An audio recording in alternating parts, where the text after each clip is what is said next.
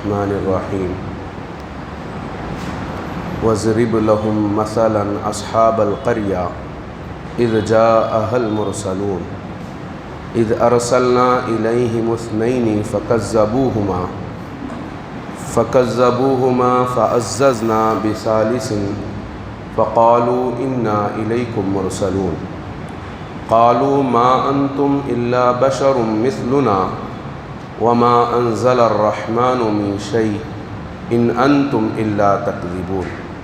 قالوا ربنا يعلم إنا إليكم لمرسلون وما علينا إلا البلاغ المبين قالوا إنا تطيرنا بكم لئن لم تنتهوا لنرجمنكم وليمسنكم منا عذاب أليم قالوا طائركم معكم أئن ذكرتم بل أنتم قوم مسرفون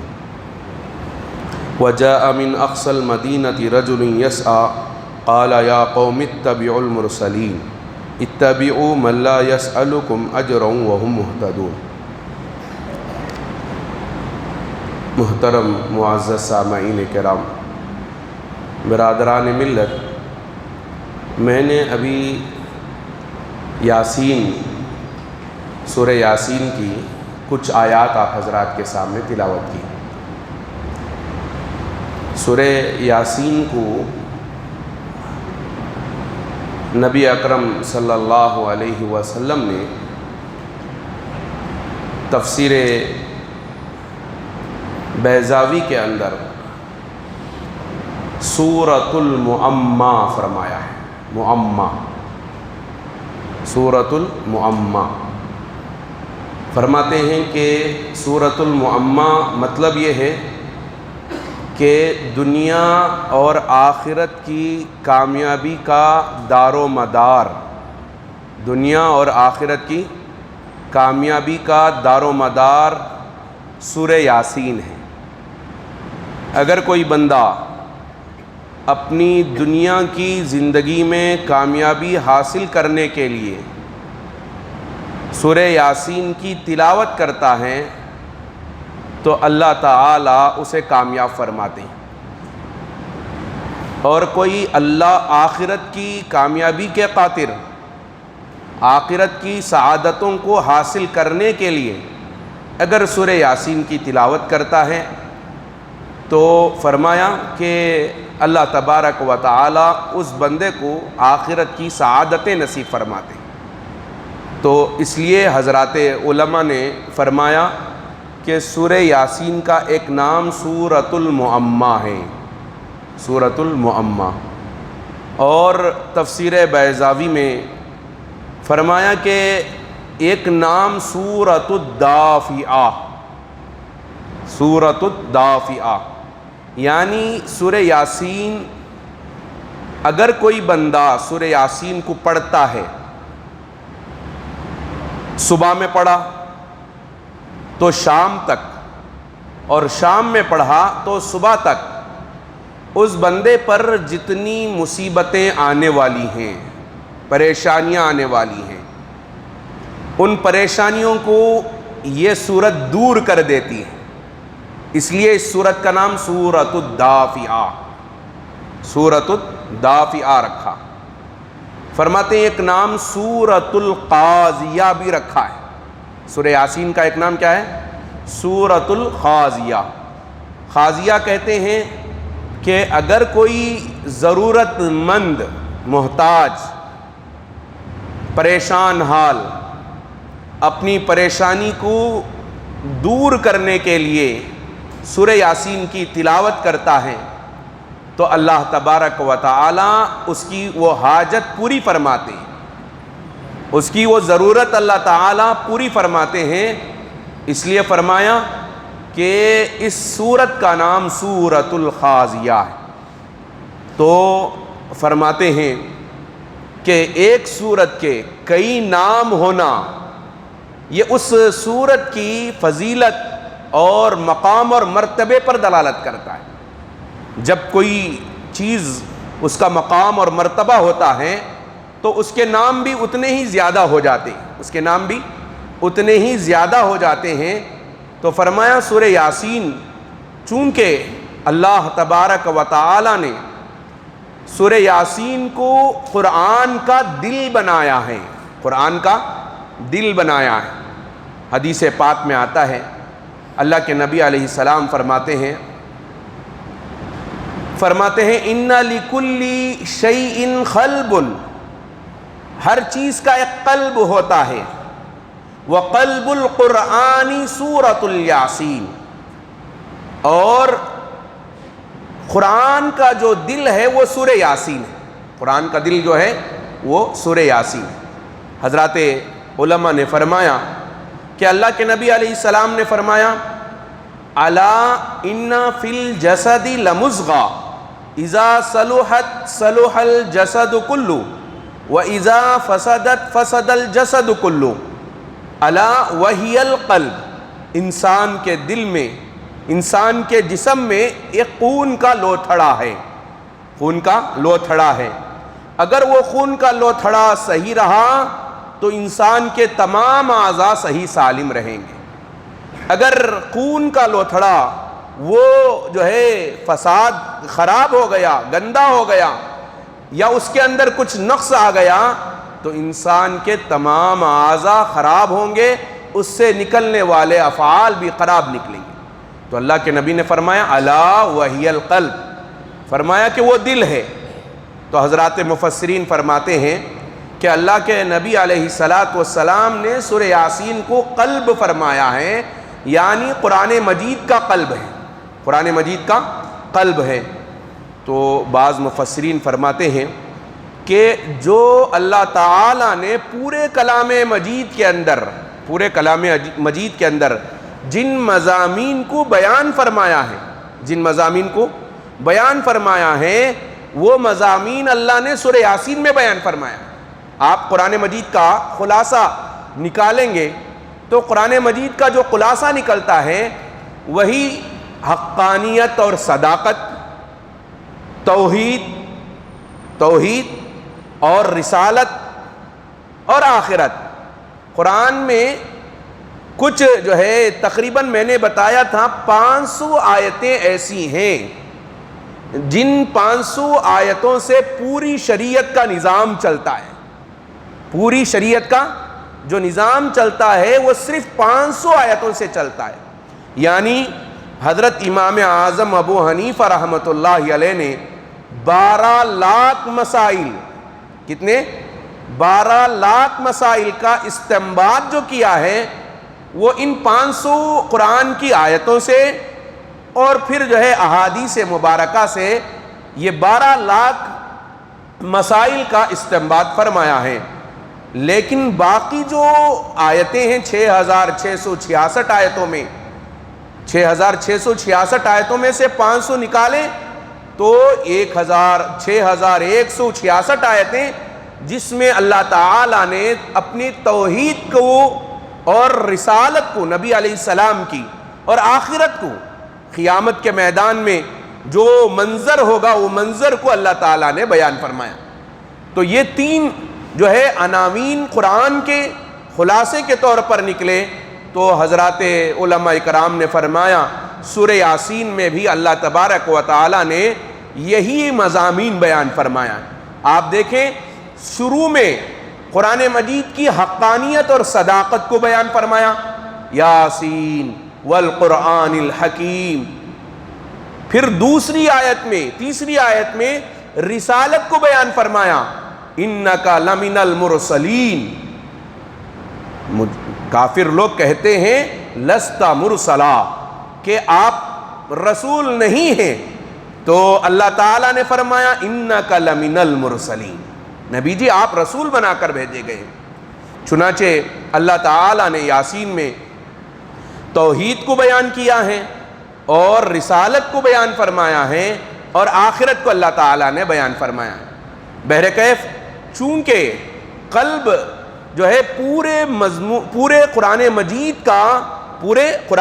کا خلاصہ سورہ یاسین میں ہے، اس لیے فرمایا کہ سورہ یاسین کو اللہ کے نبی علیہ السلام نے قرآن کا دل فرمایا۔ اللہ کے نبی علیہ السلام فرماتے ہیں میرا دل چاہتا ہے اللہ کے نبی علیہ السلام کا فرمان ہے، آپ فرماتے ہیں میرا دل چاہتا ہے کہ ہر مومن بندے کے سینے میں سورہ یاسین محفوظ ہو، ہر مومن بندے کے سینے میں سورہ یاسین محفوظ ہو۔ تو ہم کو چاہیے کہ اللہ کے نبی صلی اللہ علیہ وسلم کی اس چاہت کو پوری کریں۔ مجھے اور آپ کو اس بات سے جو ہے آگاہ ہونا چاہیے کہ اللہ کے نبی کی ایک چاہت یہ بھی ہے کہ میں اور آپ سورہ یاسین کو یاد کریں، حفظ کریں، حفظ یاد کریں۔ کوئی مشکل کام نہیں ہے، یاد کرنا چاہیں تو یاد کر سکتے ہیں۔ قرآن اللہ تعالیٰ بہت آسان کر رکھا ہے۔ فرماتے ہیں اگر 90 سال کا بوڑھا بھی اگر قرآن کو حفظ کرنا چاہتا ہے تو حفظ کر سکتا ہے۔ ضرورت ہے ہمت کی، ضرورت ہے حوصلے کی، ضرورت ہے جذبات کی۔ آدمی جذبات میں کوشش کرے گا، محنت کرے گا اور مجاہدہ برداشت کرے گا تو ضرور اللہ تبارک و تعالی قرآن مجید اس کے سینے میں محفوظ فرمائیں۔ نیتیں کریں، میں بھی ارادہ کرتا ہوں، آپ بھی ارادہ کریں، نیتیں کریں، کم سے کم ہم انشاءاللہ سورہ یاسین کو ہم حفظ یاد کریں گے نا انشاءاللہ، کریں گے نا بھائی؟ اللہ ہم سب کو عمل کی توفیق عطا فرمائے۔ فرماتے ہیں کہ سورہ یاسین اگر کسی اللہ کے نبی صلی اللہ علیہ وسلم فرماتے ہیں اقرؤ اسے تم جو ہے اپنے مردوں کے سامنے پڑھا کرو۔ مردوں کے سامنے یعنی اگر کوئی بندہ انتقال کے قریب ہے، سکرات کے عالم میں ہے، تو اگر جو ہے سکرات کے عالم میں سورہ یاسین کو اس کے پاس بیٹھ کر پڑھا جاتا ہے تو اللہ تبارک و تعالی سکرات کی جو تکلیف ہوتی ہے وہ تکلیف آسان فرما دیتے ہیں۔ سکرات کی تکلیف جو ہوتی ہے وہ تکلیف اللہ تعالی آسان فرما دیتے ہیں۔ فرماتے ہیں کہ اللہ نے اس سورت کو یاسین سے شروع فرمایا، یاسین سے۔ یاسین حضرات مفسرین فرماتے ہیں یہ حروف مقطعات میں سے ہے، اور حروف مقطعات جو قرآن مجید میں تقریباً 27 صورتوں میں 20 پر 7 صورتوں میں اللہ تعالیٰ نے حروف مقطعات کو شروع فرمایا، 20 پر 7 صورتوں میں۔ پہلا سورہ بقرہ بھی الف لام میم جو کہ حروف مقطعات شمار کیا جاتا ہے، اور یاسین بھی تقریباً جو ہے حروف مقطعات ہیں۔ حروف مقطعات کے بارے میں حضرات مفسرین کا کہنا یہ ہے کہ اللہ اعلم بمرادہ، اللہ اعلم بمرادہ، اس کی جو مراد ہے وہ اللہ ہی بہتر جانتے ہیں۔ اللہ نے یاسین اور الف لام میم طٰہٰ یہ جتنے بھی الفاظ ہیں حروف مقطعات 29 صورتوں میں، بعض صورتوں میں مکررات آئے ہیں، مکررات کو حذف کرنے کے بعد 14 صورتوں میں یہ جو حروف مقطعات ہیں، ان تمام حروف مقطعات کے بارے میں حضرات مفسرین فرماتے ہیں کہ اس کی مراد اللہ ہی بہتر جانتا ہے، اس کی مراد اللہ ہی بہتر جانتا ہے۔ وَبِذَالِكَ آمَنَّا وَصَدَّقْنَا، ہمیں کیا کرنا چاہیے؟ ہم کو ایمان لانا چاہیے کہ اس کی جو بھی مراد اللہ کے نزدیک ہوگی اس مراد پر ہم ایمان لاتے ہیں، اس مراد پر ہم ایمان لاتے ہیں۔ لیکن بعض مفسرین نے تھوڑی بہت کوشش کی ہے بات کو سمجھانے کی، کہا کہ یاسین جو ہے یہ لفظ حبشی ہے، حبشہ والوں کا لفظ ہے۔ یاسین کہتے ہیں اے وہ انسان، اے وہ انسان۔ تو اللہ تبارک و تعالی اے وہ انسان سے محمد عربی صلی اللہ علیہ وسلم سے خطاب فرما رہے ہیں۔ تو بعض مفسرین نے فرمایا جیسے طٰہٰ اللہ کے نبی علیہ السلام کا نام ہے، ویسے یاسین بھی اللہ کے نبی صلی اللہ علیہ وسلم کا نام، اللہ کے نبی صلی اللہ علیہ وسلم کا نام ہے۔ بعض علماء نے فرمایا کہ یاسین اللہ کے ناموں میں سے ایک نام ہے، اللہ کے ناموں میں سے ایک نام ہے۔ اسی لیے حضرات علماء کرام یہاں پر رک کر یہ ایک مسئلہ بیان فرماتے ہیں کہ کیا کوئی بندہ اپنا نام یاسین رکھ سکتا ہے یا نہیں رکھ سکتا؟ اپنا نام یاسین رکھ سکتا ہے یا نہیں رکھ سکتا؟ حضرات علماء نے مسئلہ بیان فرمایا بعض علماء فرماتے ہیں چونکہ یاسین اللہ کے ناموں میں سے ایک نام ہے اور پتہ نہیں اس کی مراد بھی ہم جانتے نہیں ہیں، جب اس کی مراد بھی نہیں جانتے تو اللہ کے جو 99 نام ہیں ان میں سے کچھ نام ایسے ہیں اسماء مختصہ کہتے ہیں۔ اسماء مختصہ یہ ایسے اسماء ہیں جو صرف اللہ ہی کے لیے استعمال کیے جاتے ہیں، مثلا رازق رحمان، رازق رحمان اللہ، یعنی آپ جو ہے کسی بندے کا نام عبداللہ ہو تو عبد کو ہٹا کر اللہ نہیں پکاریں گے، پکاریں گے اللہ پکاریں گے تو کتنا برا ہو جائے گا،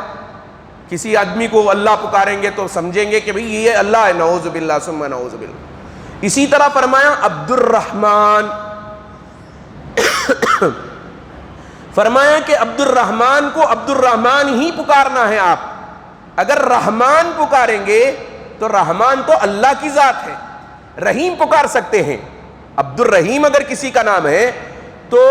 رحیم پکارا جا سکتا ہے، اس لیے کہ رحیم میں اور رحمان میں بڑا فرق ہے، رحمان صرف اللہ ہوتے ہیں، رحیم انسان بھی رحم کرنے والے کو کہتے ہیں، تو اللہ تعالی کے ساتھ انسانوں کو بھی رحیم کہا جا سکتا ہے۔ اگر کسی کا نام عبد الرحیم ہے تو رحیم کہہ سکتے ہیں، اگر بولیں گے پکاریں گے تو کوئی غلط نہیں ہوگا، لیکن صحیح نام تو یہی ہے کہ عبد الرحیم پکارا جائے۔ لیکن رحمان، رازق اور اللہ یہ ایسے نام ہیں جن کو اسماء مختصہ کہتے ہیں، کہیں یاسین بھی اسماء مختصہ میں آ جائے گا تو آپ اگر یاسین نام رکھیں گے، یاسین پکاریں گے تو کیا ہو جائے گا، اسماء مختصہ میں ہونے کی وجہ سے اللہ، چونکہ اللہ کا نام ہے یاسین تو اللہ شمار کیا جائے گا، تو حضرات علماء نے فرمایا کہ یاسین نام رکھنا مناسب نہیں ہے، یاسین نام رکھنا مناسب نہیں ہے۔ لیکن تفسیر معارف القرآن میں لکھا ہوا ہے، قرآن مجید میں اللہ تعالیٰ نے سورہ صافات میں سلام علی الیاسین لفظ فرمایا، سلام علی الیاسین، یعنی اگر کوئی بندہ یاسین نام رکھتا ہے، لکھاوٹ اس کی کیسے ہوتی ہے، جیسے سورہ یاسین کے ابتدا میں ہے ویسے اگر نام رکھ رہا ہے، ویسے لکھ رہا ہے تو ویسے لکھنا جائز نہیں ہے، درست نہیں ہے۔ لیکن اگر یا کے ساتھ لکھ رہا ہے، یا الف کے ساتھ الگ الگ لکھتا ہے، یا الف اور سین اسے علیحدہ لکھتا ہے، جیسے قرآن مجید کے اندر ہے سلام علی الیاسین، ایسے اگر کوئی نام رکھ رہا ہے تو نام رکھنے کی اجازت ہے، گنجائش۔ تو بہرحال یاسین جو ہے بعض مفسرین نے اس کے معنی بیان کرنے کی کوشش کی ہے، لیکن حقیقت تو یہی ہے کہ علامہ جلال الدین سیوطی رحمۃ اللہ علیہ فرماتے ہیں کہ یاسین جو ہے اللہ اعلم بمرادہ وبذالک آمنا وصدقنا، کہ یہ اللہ ہی اس کی مراد زیادہ جانتے ہیں، جب اللہ ہی زیادہ جانتے ہیں تو اس پر ہم کو ایمان لانا ہے اور اس کی تصدیق کرنا ہے، اس پر ایمان لانا ہے اور اس کی تصدیق کرنا ہے۔ بہرکیف اللہ تعالیٰ نے یاسین جو کہ ایک بہت ہی متبرک قرآن مجید کی آیت اللہ نے ہمیں عطا فرمایا، ہماری دنیا کی ضرورتوں کے لیے بھی، اپنی آخرت کی ضرورتوں کے لیے بھی۔ ایک حدیث میں اللہ کے نبی صلی اللہ علیہ وسلم نے فرمایا من قرأ فی لیلۃ، جس بندے نے رات میں سورہ یاسین پڑھا، جس بندے نے رات میں سورہ یاسین پڑھا، اصبح مغفورا، وہ صبح اس حالت میں کرے گا کہ اللہ تبارک و تعالی اس کی مغفرت کر چکے ہوں گے، یعنی وہ مغفور ہوگا، اللہ تعالیٰ کے ہاں سے اسے مغفرت کا پروانہ مل چکا ہوگا۔ اللہ نے جو یاسین عطا فرمایا ہے یہ بہت ہی جو ہے متبرک شے ہے، اسے چاہیے کہ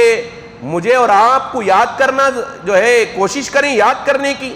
اگر یاد نہ بھی ہو سکے لیکن روزانہ اسے پڑھنے کا معمول بنائیں، عشاء کی نماز، فجر کی نماز کے بعد یاسین پڑھیں، اور رات میں بھی اگر ممکن ہو تو یاسین پڑھ کر سو جائیں، اس لیے کہ یاسین آدمی پڑھتا ہے، بیمار آدمی پڑھتا ہے، صحت یاب ہو جاتا ہے، راستہ گم کرنے والا پڑتا ہے تو راستہ اسے مل جاتا ہے، صحیح سلامت اپنے منزل تک پہنچ جاتا ہے۔ بہت سارے فضائل سورہ یاسین کے بیان فرمائے گئے ہیں۔ چنانچہ فرماتے ہیں کہ میں نے جو آیتیں پڑھی، ان آیتوں میں اللہ تعالیٰ ایک واقعے کا ذکر فرما رہے ہیں۔ اللہ کے نبی علیہ السلام مشرکین کی جو حالت تھی، مکے میں جو مشرکین تھے، وہ مشرکین یہ کہتے تھے کہ جب اللہ کے نبی علیہ السلام نے اپنی نبوت کا اعلان فرمایا کہ اللہ نے مجھے نبی بنا کر بھیجا ہے، تو کہتے ما لہذا الرسول یأکل الطعام ویمشی فی الاسواق، ارے اس رسول کو کیا ہو گیا کہ یہ رسول جو ہے ہماری ہی طرح کھاتا پیتا ہے اور ہماری ہی طرح بازاروں میں پھرتا ہے۔ یعنی مطلب یہ تھا کہ مشرکین یہ سمجھتے تھے کہ اگر رسول ہی اللہ تعالیٰ بنا کر بھیجتے تو فرشتوں میں سے رسول بنا کر بھیجتے، ہمارے ہی جیسا جو آدمی ہمارے ہی گھرانوں میں سے، ہمارے ہی خاندان میں سے نبی بنا کر، رسول بنا کر بھیج دیا گیا۔ یعنی ان کا نظریہ یہ تھا کہ کوئی بشر رسول نہیں ہو سکتا، کوئی بشر رسول نہیں ہو سکتا۔ تو مشرکین کی یہ جو ہے خیالات تھے، تو ان خیالات کا رد اللہ تعالیٰ فرماتے ہیں اے نبی جی وَاضْرِبْ لَهُمْ مَثَلًا أَصْحَابَ الْقَرْيَةِ، آپ ان لوگوں کو مثال دے دیجئے، مثال بیان کر دیجئے۔ ضربہ یضربو کے معنی عربی میں مارنے کے آتے ہیں، لیکن مثال بیان کرنے کے معنی بھی آتے ہیں۔ اللہ کے نبی صلی اللہ علیہ وسلم سے اللہ تعالیٰ فرماتے ہیں وَاضْرِبْ لَهُمْ، ان مشرکین مکہ کو آپ مثال بیان کر دیجئے، اصحاب القریہ، قریے والوں کا۔ کون سے قریے والے؟ حضرات مفسرین نے لکھا ہے کہ یہ جو واقعہ اللہ تعالیٰ نے بیان فرمایا، یہ شہر انطاکیہ کا واقعہ بیان فرمایا۔ یہاں لفظ قریہ ہے، قریہ ایک چھوٹے گاؤں اور بستی کو بھی کہتے ہیں، اور مکہ اور طائف جیسے شہر کو بھی قریہ بولا جاتا ہے، مترادف الفاظ استعمال کر لیے جاتے ہیں۔ تو فرماتے ہیں کہ اصحاب القریہ میں شہر انطاکیہ کا واقعہ بیان کیا جا رہا ہے۔ فرمایا شہر انطاکیہ میں جو لوگ رہتے تھے وہ لوگ بت پرست تھے، بتوں کی پوجا کرتے تھے۔ جب بتوں کی پوجا کرتے تو بعض مفسرین نے فرمایا حضرت عیسیٰ علیہ السلام کا زمانہ تھا، حضرت عیسیٰ علیہ السلام کا زمانہ تھا، دور تھا۔ اس وقت میں حضرت عیسیٰ علیہ السلام کے حواریین کو، آپ کے کچھ جو ہے جیسے محمد عربی صلی اللہ علیہ وسلم کے صحابہ تھے، محمد عربی کے صحابہ تھے، ویسے حضرت عیسیٰ علیہ السلام کے حواریین تھے۔ حواریین کا مطلب آپ حضرت عیسیٰ کے ساتھی، حضرت عیسیٰ کے ساتھ رہنے والے، حضرت عیسیٰ علیہ السلام کا ساتھ دینے والے، ان کی دعوت و تبلیغ میں کام کرنے والے، جن کو حواریین کہا جاتا ہے۔ فرماتے ہیں کہ بعض مفسرین نے فرمایا کہ یہاں پر جو ہے اللہ حضرت عیسیٰ علیہ السلام نے اپنے کچھ ساتھیوں، 2 ساتھیوں کو، بلکہ 3 ساتھیوں کو بھیجا تھا۔ پہلے 2 ساتھیوں کو بھیجا، بعد میں اور ایک ساتھی کو بھیجا، اسی جو ہے بات کا ذکر ہو رہا ہے۔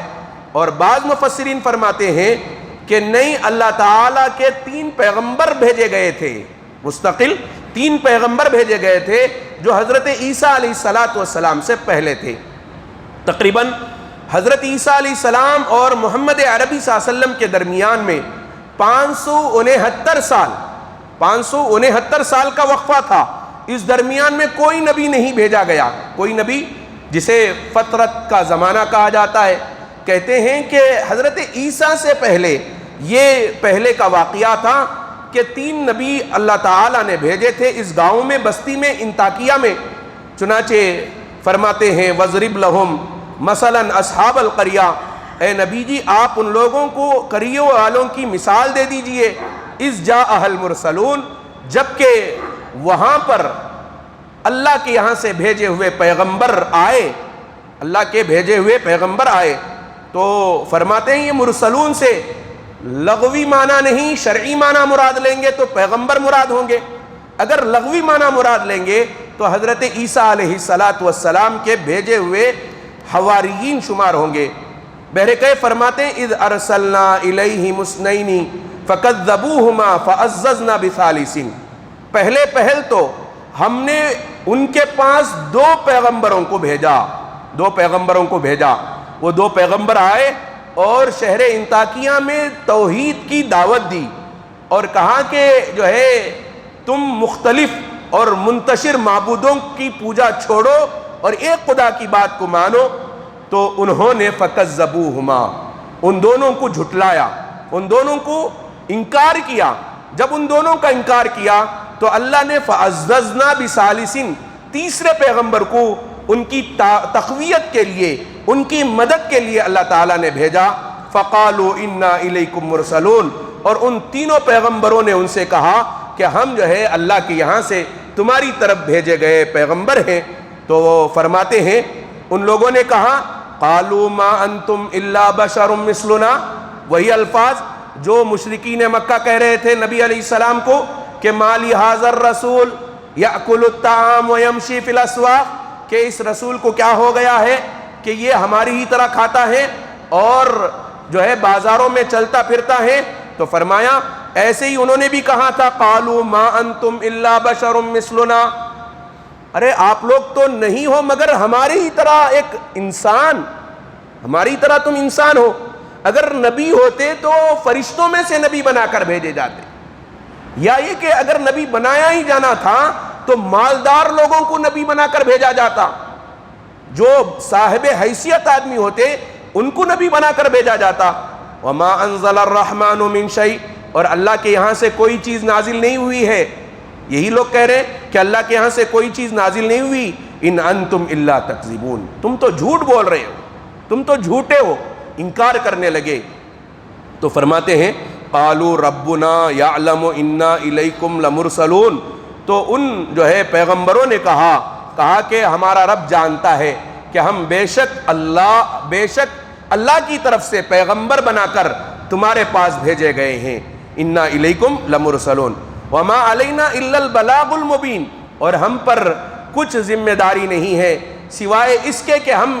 دین کی بات کو کھول کر آپ تک بیان کر دیں۔ ہم نے تو بیان کر دیا کہ ایک خدا کو مانو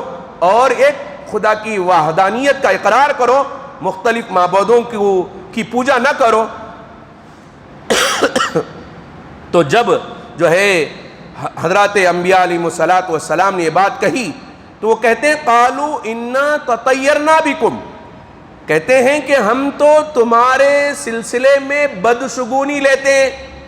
تمہارے سلسلے میں بدشگونی لیتے ہیں۔ یعنی بدشگونی لینا مشرکین مکہ میں بھی تھا اور یہ شہر انطاکیہ کے رہنے والوں میں بھی تھا، اور آج کل ہمارے بھی کم عقل جاہل ان پڑھ لوگوں میں یہ بات پائی جاتی ہے۔ بدشگونی لینا مشرکین کہتے ہیں، تطیرنا کہتے ہیں مشرکین مکہ اگر سفر کرنا چاہتے کہیں یا تجارت کے لیے وہ باہر نکلنا چاہتے تو ان کے پاس پرندہ ہوتا، وہ پرندے کو چھوڑتے، جب پرندے کو چھوڑتے وہ پرندہ اڑ کر اگر سیدھی جانب چلا جاتا تو وہ یہ تصور کرتے، یہ فعال لیتے اور یہ شگون لیتے کہ پرندہ سیدھی جانب گیا ہے، اس لیے ہم جو کام کے لیے جا رہے ہیں وہ کام ہمارا مکمل ہوگا۔ تجارت کے لیے جا رہے ہیں تو تجارت میں نفع ہوگا، اور کسی دوسرے مقصد کے لیے جا رہے ہیں تو اس مقصد میں کامیابی ملے گی۔ اگر پرندے کو چھوڑنے کے بعد پرندہ اگر بائیں جانب چلا جاتا، الٹے جانب جاتا، تو وہ یہ کہتے کہ ہم جس مقصد کے لیے جا رہے ہیں وہ مقصد میں ہم کامیاب نہیں ہوں گے، اس لیے وہ جو ہے جب اگر پرندہ بائیں جانب چلا جاتا تو سفر کرنا چھوڑ دیتے تھے، کینسل کر دیتے۔ تو یہ شگون لینا کہتے ہیں۔ بدشگون لینا جائز نہیں ہے، شرک کی ایک قسم ہے۔ اللہ کے نبی صلی اللہ علیہ وسلم نے فرمایا کہ یہ شرک کی ایک قسم ہے شگون لینا، بدشگونی لینا۔ اور اسی طرح فال نکالنا، بہت سارے لوگ قرآن سے فال نکالتے ہیں اللہ معاف فرمائے، نفال نکالنے کی بات ہے، صرف اتنی بات ہے۔ اللہ کے نبی علیہ الصلاۃ والسلام، اگر اللہ کے نبی صلی اللہ علیہ وسلم کسی بندے کو پکارتے، مثلا سفر میں ہوتے، غزوے میں ہوتے، جہاد میں ہوتے، کسی کا نام فتاح ہوتا، یعنی فاتح ہوتا، فاتح کا معنی کامیاب، اور اللہ کے نبی صلی اللہ علیہ وسلم پکارتے اور وہ فاتح جواب دیتا یا نام پوچھتے تو نام بولتا کہ میرا نام فاتح ہے، تو اللہ کے نبی صلی اللہ علیہ وسلم اتنی جو ہے بات لیتے کہ بھائی یہ بندہ جو کہ فاتح ہے، کامیاب انسان ہم کو ملا ہے، جس کے معنی کامیابی کیا ہے، ممکن ہے اللہ تبارک و تعالی ہم کو کامیابی عطا فرما دے، ممکن ہے ہم کو اللہ تعالی کامیابی عطا فرما دے، بس اتنا جو ہے اللہ کے نبی علیہ الصلاۃ والسلام نیک فعل لیا کرتے تھے۔ کسی کا نام برہ ہوتا، نیکی ہوتی، کسی کام سے متعلق، آپ علیہ الصلاۃ والسلام اگر ایسے نام ہوتے تو نام بدل بھی دیتے تھے۔ برہ کسی کا نام، ایک صحابیہ کا نام برہ تھا، ازواج مطہرات میں آپ علیہ السلام نے نام بدل دیا، اس لیے کہ کہیں ایسا نہ ہو کبھی کبھار کہ میں نے پکارا ہو برہ اور کوئی بولنے والا یہ کہے کہ برہ نہیں ہے، یعنی برہ کے معنی نیکی کے ہیں، نیکی کے ہیں، میں نے پکارا نیکی کہاں ہے تو کسی نے جواب یہ دے دیا کہ نیکی نہیں ہے، تو معنی غلط ہو جائیں گے، اس لیے اللہ کے نبی صلی اللہ علیہ وسلم نے، آپ علیہ الصلاۃ والسلام نے اگر کسی کے نام ایسے ہوتے تو نام بدل بھی دیتے تھے۔ تو نیک فعال لینے میں تھوڑی بہت گنجائش ہے، لیکن بدشگون لینا، اللہ کے نبی علیہ الصلاۃ والسلام نے اسے شرک کی ایک قسم بیان فرمایا ہے۔ فرماتے ہیں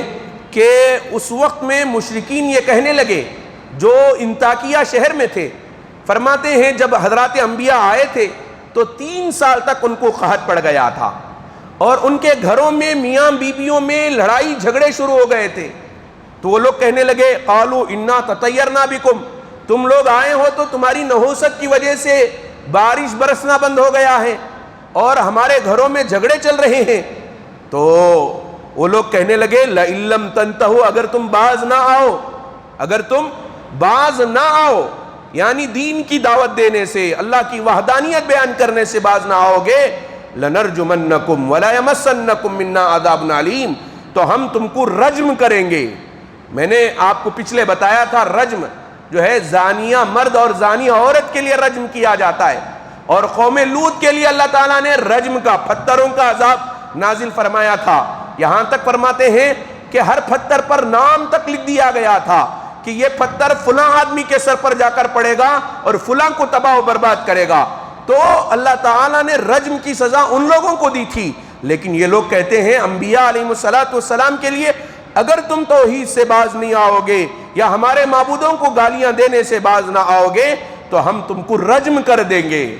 پتھر مار کر تم کو ہلاک کر دیں گے، اور اس کے علاوہ دردناک عذاب ہماری طرف سے تمہارے لیے ہے۔ تو قالوا طائرکم معکم ان ذکرتم، تو وہ حضرات انبیاء کہتے ہیں کہ نحوست جو تم یہ کہہ رہے ہو کہ نحوست ہم میں ہے، ہماری نحوست نہیں ہے، یہ تمہارے ہی بد اعمالوں کی نحوست ہے، تمہارے ساتھ تمہارے برے اخلاق کی وجہ سے نحوست آئی ہوئی ہے، اور جو ہے کیا تم ہم کو اس بات کی وجہ سے ڈراتے ہو ان ذکرتم کہ ہم آپ کو اچھائی کی طرف بلاتے ہیں، توحید کی طرف بلاتے ہیں، بل انتم قوم مسرفون، تم ہی لوگ حد سے آگے بڑھنے والے ہو۔ چنانچہ ان ایام میں ایک بندہ جس کا نام حبیب نجار ہے، وہ شہر سے باہر رہتا ہے، جب حضرات انبیاء یہ آئے تھے اس شہر میں تو داخل ہونے کے وقت میں اس حبیب نجار کو دین کی دعوت دی تھی، تو اس نے وہ بات کو قبول کر لیا تھا۔ پہل تو اس نے بھی دلیل پوچھی، جب دلیل پوچھی، مطلب یہ دلیل جو ہے فرماتے ہیں کہ اس میں سے اس کا ایک بیٹا تھا جو 7 سال کا تھا، وہ انتقال کر چکا تھا، انہوں نے کہا کہ میرے بیٹے کو زندہ کر دو۔ ایک روایت میں تو یہ آتا ہے کہ وہ کوڑی کا مریض تھا، اور ان انبیاء سے کہا کہ تم اگر میرے مرض کو دور کر دو گے تو میں قبول کر لوں گا، تو ان انبیاء نے ان کو چھوا، جس کی وجہ سے اللہ تعالیٰ نے صحت دے دیا، تو وہ مسلمان ہو چکا تھا، اور مسلمان ہو کر اللہ کی عبادت کیا کرتا تھا، اور نجار بڑھئی کا کام کیا کرتا تھا، لکڑیوں وغیرہ جو ہے چھیل کر جو ہے میز وغیرہ بنایا جاتا ہے، کرسیاں بنائی جاتی ہیں، وہ کام کیا کرتا تھا، جس کی وجہ سے اسے حبیب نجار کہتے ہیں۔ چنانچہ کہتے ہیں کہ جب گاؤں والوں نے ان انبیاء علیہ السلام کو تکلیف پہنچائی، جب تکلیف پہنچائی تو وہ دوڑتا ہوا آیا اور آ کر ان انبیاء علیہ السلام کی حفاظت کیا۔ جب وہ انبیاء کی حفاظت کیا تو گاؤں والوں نے اس بندے کو مار دیا، قتل کر دیا، شہید کر دیا۔ بہرکیف آخر تک وہ واقعہ مکمل ہو رہا ہے۔ اللہ کے نبی علیہ السلام اس واقعے کو بیان کرنے کے بعد، ان آیتوں کو پڑھنے کے بعد فرماتے ہیں کہ میری قوم میں بھی حضرت عروہ بن مسعود ثقفی رضی اللہ تعالیٰ عنہ کا واقعہ بیان کرتے ہیں کہ میری قوم میں بھی ایسی مثال ہے، جو مثال کہ حبیب نجار کی ہے، ویسے عروہ بن مسعود ثقفی کی مثال ہے، اور ایک حضرت حبیب رضی اللہ تعالیٰ عنہ کی مثال ہے۔ بہرکیف وقت نہیں ہے، اللہ ہم سب کو عمل کی توفیق عطا فرمائے۔ جو باتیں ہم سب نے سنی ہیں، ان میں جو اچھائیاں ہیں، ان اچھی باتوں پر ہم سب کو عمل کرنے کی توفیق عطا فرمائے۔ آمین وآخر دعوانا ان الحمد للہ رب العالمین۔ سبحان اللہ بحمدہ سبحانک اللہ۔